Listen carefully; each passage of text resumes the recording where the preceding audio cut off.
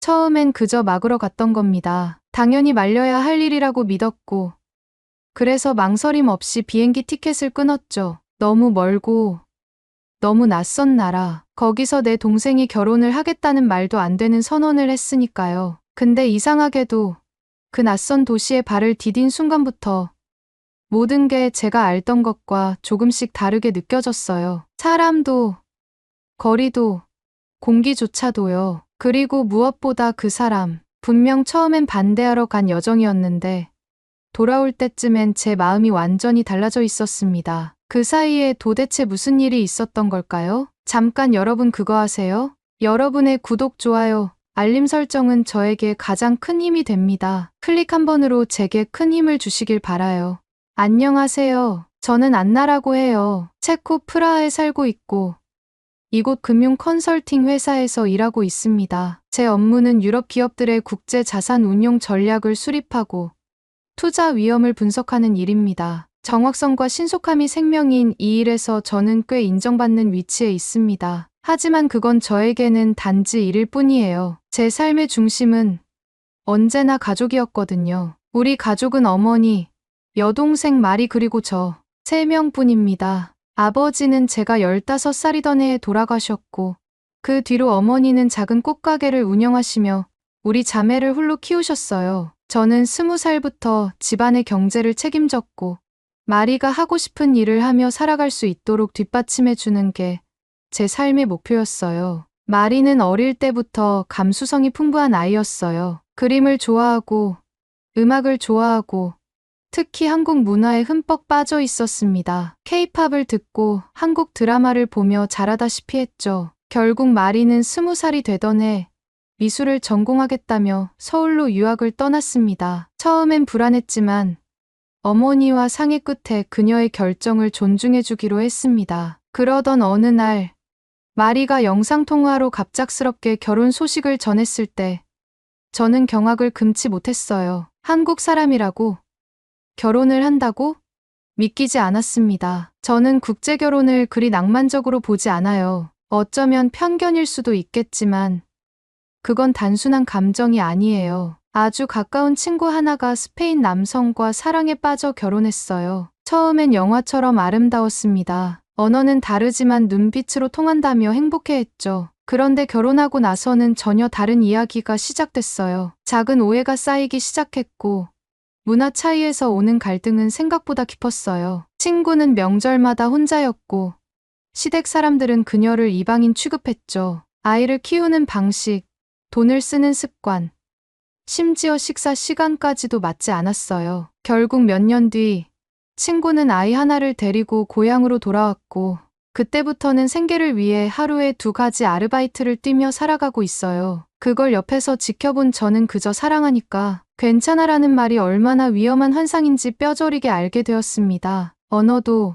문화도, 생활도 다르다는 건 단지 다름이 아니라 낯설미고 그 낯설은 결국 벽이 되기도 하거든요. 저는 그런 과정을 너무 생생히 봐왔기에 마리의 결정을 선뜻 받아들일 수가 없었습니다. 저는 당장 마리에게 말했어요. 너 지금 너무 이른 결정하는 거야. 현실을 몰라서 그래. 하지만 마리는 단호했어요. 그래서 언니가 한국에 와서 직접 보고 판단하라고. 민수를 직접 만나보고 한국이 어떤 나라인지도 눈으로 보고 느껴봐. 그 며칠 후 제게 충격적인 일이 벌어졌습니다. 야근을 마치고 어머니께 전화를 드렸는데 아무리 전화를 해도 받지 않으시는 겁니다. 이상한 예감에 계속 시도하고 있는데 그때 프라하 경찰서에서 전화가 걸려왔습니다. 어머니 댁에서 작은 화재가 발생했다는 것이었습니다. 다행히 큰 불은 아니었고 전기 콘센트에서 시작된 단순한 누전 사고라고 했어요. 소방서에서 빠르게 출동했고 어머니도 제 시간에 대피하셨다고 했습니다. 하지만 문제는 어머니가 폐기능이 약한 편이라서 연기를 잠시 마신 탓에 병원으로 이송됐다는 것이었어요. 병원에 도착했을 때 어머니는 이미 안정을 찾은 상태였고 의사 선생님도 며칠 쉬면 괜찮을 것이라고 하셨어요. 저는 안도의 한숨을 쉬었지만 그 순간 너무 많은 감정이 뒤섞였습니다. 제가 늘 지켜야 한다고 믿었던 어머니가 제 눈앞이 아닌 곳에서 그렇게 혼자 위험을 겪으셨다는 사실은 저에게 충격 그 자체였습니다. 불은 다행히 크게 번지지 않았지만 그게 문제가 아니었어요. 저는 매달 생활비를 보내고 정기적으로 건강검진도 챙겨드리며 가족을 책임지고 있다고 생각했지만 정작 가장 필요한 순간에는 옆에 있지 못했습니다. 그게 어떤 의미인지 그날 처음으로 뼈저리게 느꼈습니다. 병실 침대에 누워 계신 어머니는 의외로 담담하게 말씀하셨어요. 사람 마음은 가까이 있어야 보이는 거야. 너도 마리를 너무 멀리서만 보고 있진 않니?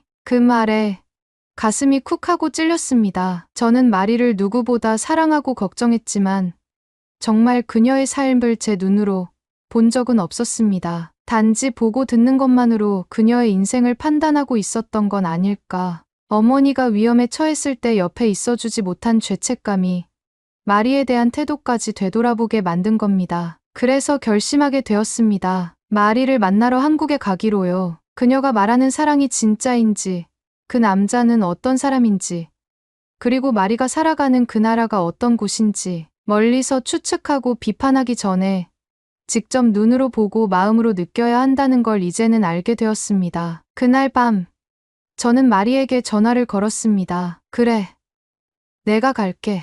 민수도 만나보고 내가 사는 모습도 직접 볼게. 솔직히 말하면 아직도 불안합니다. 한국이라는 나라, 민수라는 남자, 그리고 마리가 어떤 선택을 하려는지. 하지만 이번엔 제가 직접 확인하겠습니다. 가족을 지키기 위해서라도 저는 눈으로 보고 마음으로 느껴야 할 때라고 생각했습니다. 그리고 그렇게 제 인생에 또 다른 장이 열리게 되었습니다. 한국이라는 나라는 제가 생각했던 것보다 훨씬 조용하고 차분하며 동시에 굉장히 바쁘고 분주했습니다. 인천공항에 내렸을 때 가장 먼저 눈에 들어온 건 의외로 공항의 냄새였어요. 낯설면서도 청결한 느낌이 강하게 풍겼고 바닥이 반들반들하게 닦여 있는 게 인상적이었습니다. 공항 곳곳에 정돈된 안내 표지와 직원들의 표정, 그리고 절도 있는 움직임들이 처음으로 제 경계를 허무는 데 충분했어요. 입국 심사를 마치고 수화물을 찾은 뒤 공항철도를 타기 위해 지하로 내려갔습니다. 전동 카트를 타고 이동하는 사람들이 줄지어 있는 광경도 신기했지만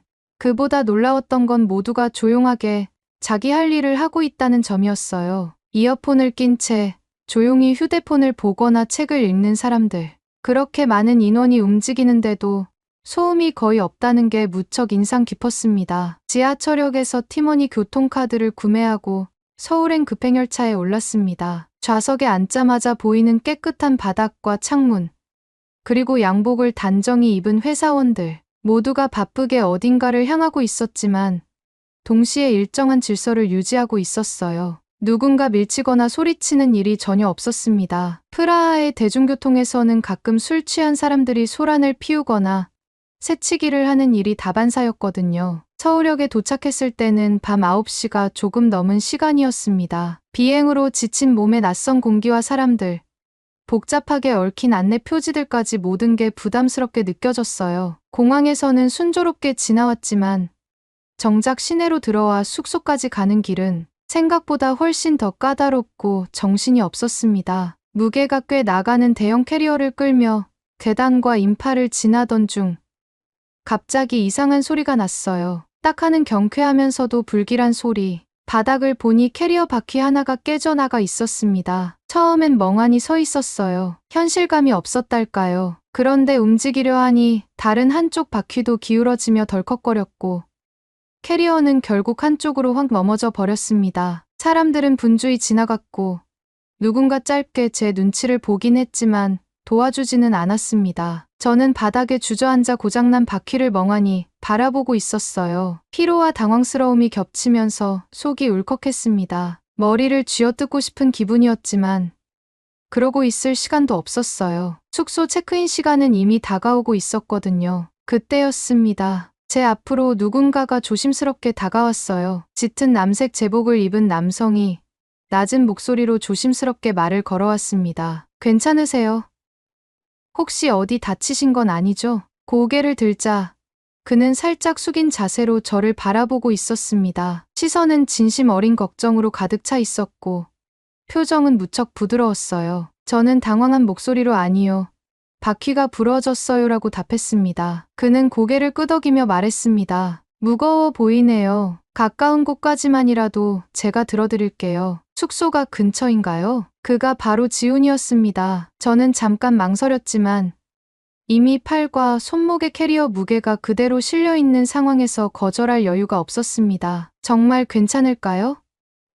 하고 묻자 그는 웃으며 캐리어 손잡이를 들어 올렸습니다. 무겁지 않냐는 제 질문에 그는 경찰서에서 무거운 장비들 옮기느라 이건 가벼운 편이에요라고 농담처럼 말했어요. 짧은 동행이었지만 그 몇 분이 제겐 낯선 도시에서 처음으로 느낀 온기였습니다. 지우는 제게 숙소 위치를 확인해주고 근처 골목까지 함께 걸어갔습니다. 걷는 동안 그는 서울에 처음 왔냐고 한국어는 조금 하냐고 물으며 조심스럽게 말을 걸었습니다. 저는 거의 자동 반사처럼 네, 동생 보러 왔어요. 여기서 유학 중이에요라고 대답했습니다. 도착한 숙소 앞에서 그는 마지막까지 조심스럽게 캐리어를 내려놓고 제게 명함 한 장을 건넸습니다. 혹시 머무는 동안 불편한 일 생기면 연락 주세요. 한국은 안전한 나라지만 그래도 혼자 계시면 불안하실 수도 있으니까요. 명함을 받아들며 저는 처음으로 서울의 밤이 그렇게 차갑지만은 않다는 걸 느꼈습니다. 그 다음날 마리를 만났습니다. 대학 근처의 작은 카페에서 마리는 밝은 얼굴로 저를 반겼고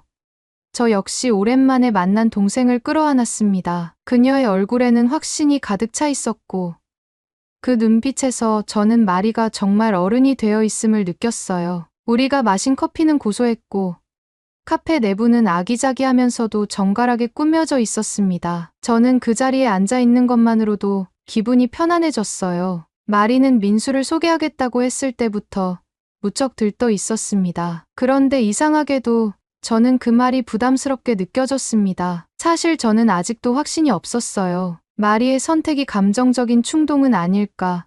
민수라는 남자가 정말 책임감 있는 사람일까? 단순한 환상에 빠진 건 아닐까 하는 생각이 머리를 떠나지 않았습니다. 만남은 서울의 작은 식당에서 이루어졌습니다. 평범하고 정겨운 분위기의 한 식당이었어요. 저는 처음 가보는 곳이라 테이블에 앉는 것조차 어색했는데 마리는 한눈에 알 수 있었습니다. 익숙하고 편안하게 주문을 하고 자연스럽게 저를 챙겼습니다. 마치 이 도시가 이제는 자기 삶의 일부가 되어버린 것처럼요. 그리고 곧 민수가 들어왔습니다. 그는 단정한 셔츠에 다소 긴장한 얼굴로 두 손을 모아 인사를 했어요. 안녕하세요. 마리 이야기 많이 들었습니다. 목소리는 낮고 차분했으며 말끝마다 예의를 담으려 애쓰는 모습이 엿보였습니다. 사실 저는 처음엔 그런 모습조차 계산된 이미지일지도 모른다고 의심했어요. 낯선 나라에서 여동생을 지키겠다는 사람이니까요. 저는 그만큼 냉정하게 판단하려 했습니다. 하지만 식사를 하면서 제 생각은 조금씩 바뀌기 시작했습니다. 민수는 무례하거나 과장된 행동을 전혀 하지 않았습니다. 마리가 말을 할 때마다 그의 시선은 항상 마리를 향했고 말을 끊지 않고 끝까지 들어주었어요. 제가 무심코 한국의 음식 문화나 예절에 대해 물어보면 그는 마치 학교 선생님처럼 조용히 설명해주면서도 제 눈치를 살폈습니다. 혹시나 제가 불편할까봐 배려하는 모습이 습관처럼 배어 있었어요. 식사 도중 젓가락을 잘 못 쓰는 제 모습을 보고 마리가 웃으며 도와주려 하자 민수가 자연스럽게 휴지와 물컵을 챙겨주는 모습도 인상적이었습니다. 무언가 크게 거창한 행동은 아니었지만 그런 사소한 부분에서 오히려 진심이 느껴졌어요. 저는 마음 한쪽이 따뜻해지면서도 동시에 혼란스러웠습니다. 분명 결혼을 말리러 왔는데 왜 이렇게 점점 민수가 괜찮은 사람처럼 느껴지는 걸까?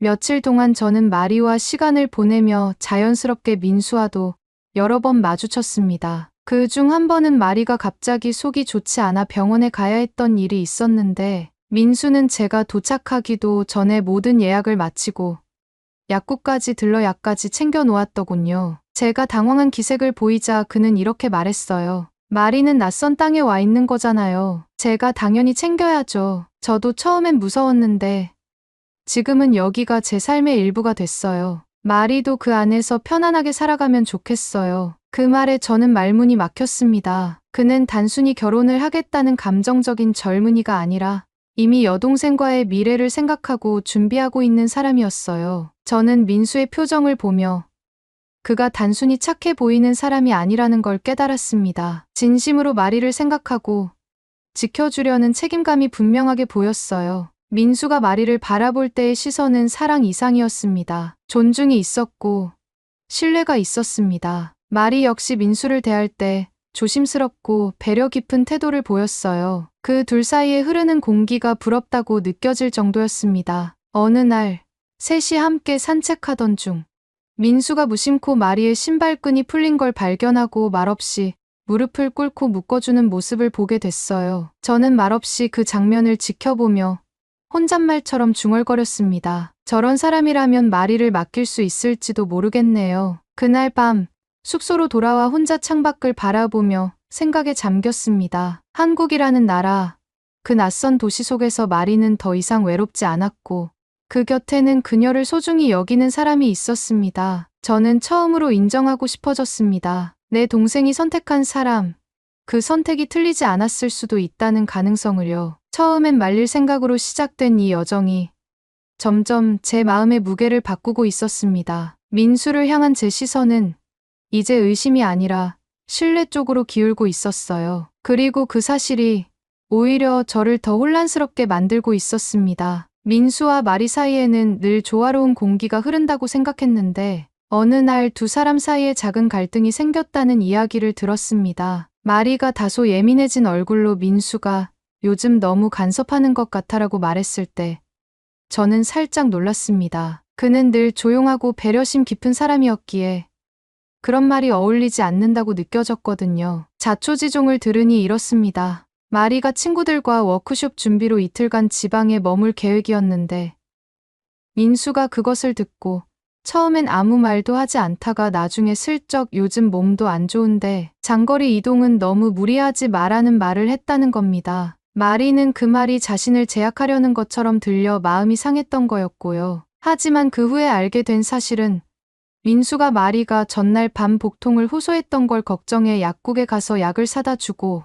그 지역의 병원 위치까지 미리 알아봤다는 것이었습니다. 아무 말 없이 그렇게 준비한 민수의 모습에 마리는 오히려 더 미안해졌다고 했어요. 알고 보면 모든 시작은 걱정에서 비롯된 것이었고 표현 방식이 서로 달랐을 뿐이었습니다. 결국 두 사람은 조용히 오해를 풀었고 저는 그 모습을 지켜보며 진짜 배려란 이렇게 묵묵한 것일지도 모르겠다는 생각이 들었습니다. 며칠 후 제게도 작은 사건 하나가 생겼습니다. 서울 시내를 혼자 걷던 어느 날이었습니다. 마리와 민수는 약속이 있어 따로 움직였고 저는 홍대 인근의 북카페에서 책을 읽고 나오다가 작은 사고를 겪었습니다. 편의점에서 간단한 간식을 사고 나와 무심코 지갑을 꺼내려던 순간 가방 속에 있어야 할 그것이 없다는 걸 알게 된 겁니다. 순간 심장이 철렁 내려앉았어요. 외국인으로서의 불안감, 카드와 신분증이 모두 들어있던 지갑을 잃어버렸다는 현실이 겹쳐지면서 머리가 하얘졌습니다. 다시 카페로 달려가고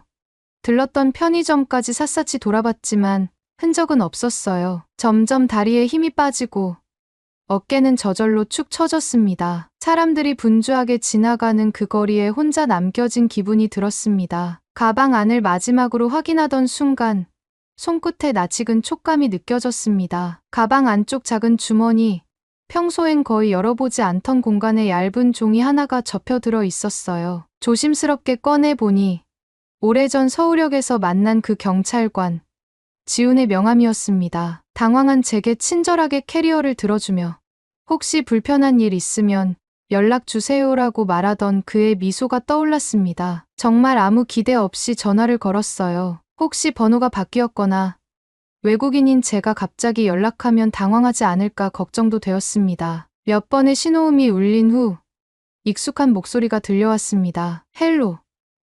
안나 씨 맞으시죠? 순간 숨이 멎는 줄 알았습니다. 지우는 영어로 아주 자연스럽게 발음도 매끄럽게 인사했고 당황한 저를 안심시키듯 조용한 목소리로 말했어요. 천천히 말씀하세요. 무슨 일이 있으신가요? 저는 떨리는 목소리로 상황을 설명했고 그는 차분하게 대답했습니다. 걱정 마세요. 지금 계신 위치에서 가까운 지구대를 알려드릴게요. 가능하면 제가 직접 가겠습니다. 그로부터 30분도 되지 않아 지훈이 나타났고 함께 경찰서에 가서 분실 신고를 접수했습니다. 그리고 놀랍게도 누군가가 카페 근처에서 지갑을 주워서 이미 경찰서에 맡겼다는 소식을 들었어요. 경찰관이 보여준 지갑은 다름 아닌 제 것이었고 내용물도 고스란히 그대로였습니다. 지우는 조용히 웃으며 말했습니다. 그래도 역시 한국이죠. 여기선 잃어버린 물건이 제자리로 돌아오는 일이 정말 많아요.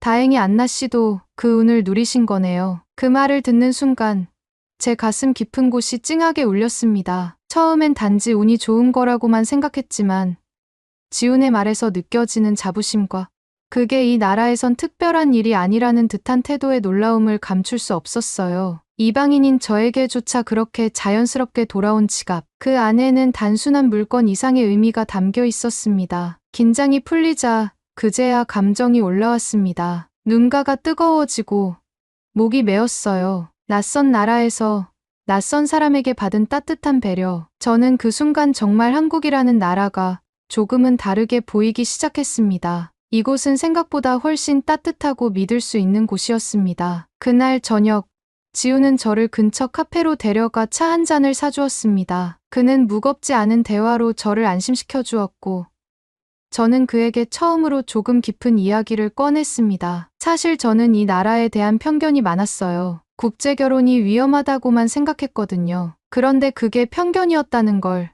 점점 깨닫고 있어요. 지우는 조용히 고개를 끄덕였습니다. 사람 사는 건 어디나 비슷한 것 같아요. 다만 믿을 기회를 얼마나 주느냐, 그리고 상대가 그 기회를 어떻게 받아들이느냐의 차이 아닐까요? 그 말은 저를 다시 한번 깊이 흔들었습니다. 숙소로 돌아오는 길에 저는 지갑을 가방 속에 꼭 쥐고 있었습니다. 이제는 단순한 물건이 아니라 이 낯선 도시에서 제가 받은 친절과 신뢰의 상징 같았어요. 지훈과 헤어진 뒤 저는 조용히 숙소로 돌아왔습니다. 마음은 진정되었지만 그날 하루는 제게 정말 많은 걸 느끼게 해줬어요. 단지 지갑을 찾은 것만이 아니라 낯선 땅에서 믿음을 느낀 하루였으니까요. 현관문을 열고 방 안에 들어서자 테이블 위에 낯익은 글씨가 적힌 봉투 하나가 놓여 있었습니다. 마리의 손글씨였습니다. 저는 조심스레 봉투를 열었습니다. 그 안에는 은은한 색감의 예쁜 종이 한 장이 들어 있었어요. 마리와 민수가 함께 준비한 웨딩 초대장이었습니다. 그 초대장을 손에 쥐고 천천히 내용을 읽어 내려가면서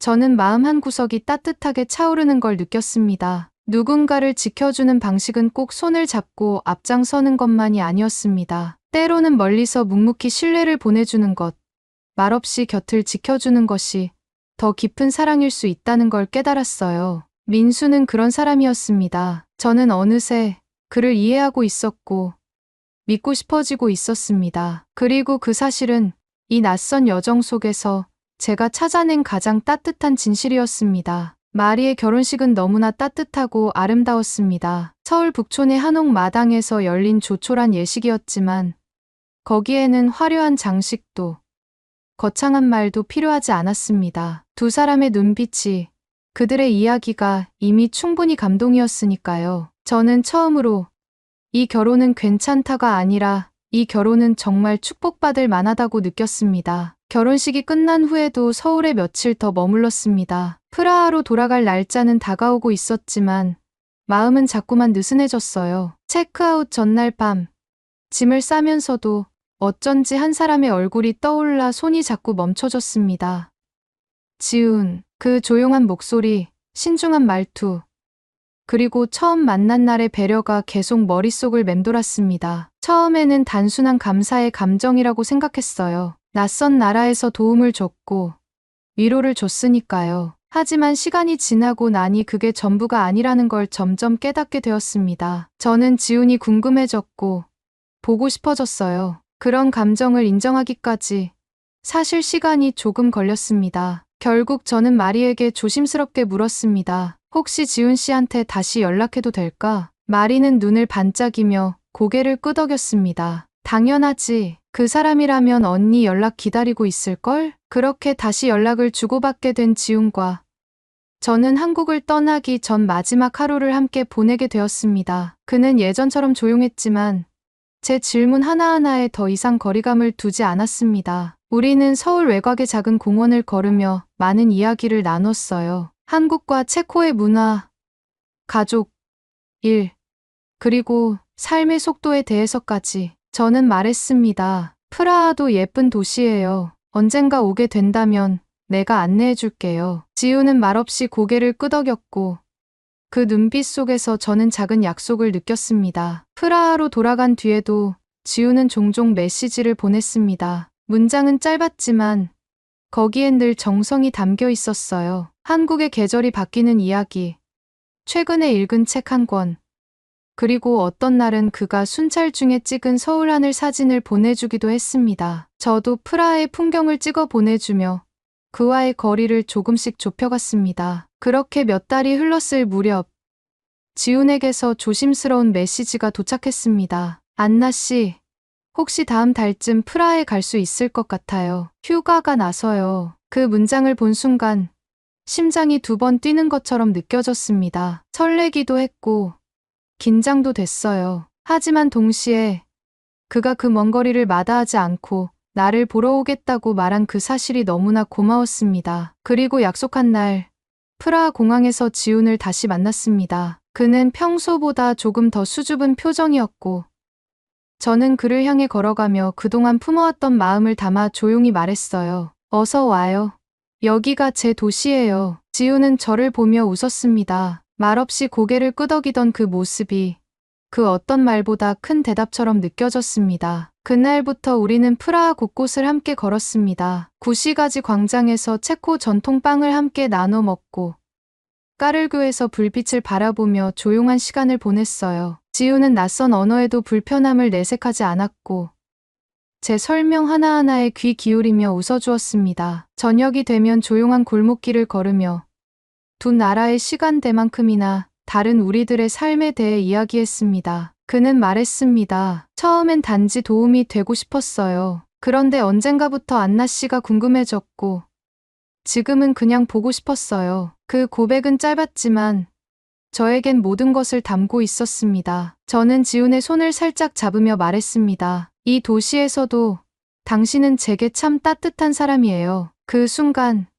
저는 확신했습니다. 사랑이라는 건 언제 어디서 오는지 모릅니다. 하지만 분명한 건 그것이 다가왔을 때 마음을 열 용기가 필요하다는 거예요. 한국에서 문을 열었고 체코에서 다시 마주한 두 사람. 우리는 서로에게 그렇게 조금씩 스며들고 있었습니다. 지금도 우리는 각자의 도시에서 각자의 일을 하며 살아가고 있어요. 하지만 일주일에 몇 번은 서로의 안부를 묻고 작은 사진과 목소리를 주고받습니다. 그리고 조만간 저도 한국을 다시 방문할 예정입니다. 이번엔 가족을 설득하러 가는 것도 누군가를 평가하러 가는 것도 아닙니다. 이번엔 누군가를 만나러 가는 길입니다. 마음이 향하는 곳으로. 그리고 그 길이 제가 원했던 진짜 삶으로 이어져 있기를 바라고 있습니다. 오늘의 이야기는 여기까지입니다. 오늘의 사연이 마음에 드셨다면 구독, 좋아요 부탁드리겠습니다. 소중한 시간 긴 이야기 끝까지 들어주셔서 진심으로 감사합니다. 앞으로도 더 좋은 사연으로 여러분을 찾아오겠습니다. 시청해 주셔서 감사합니다. 주셔서 감사합니다. 주셔서 감사합니다. 주셔서 감사합니다.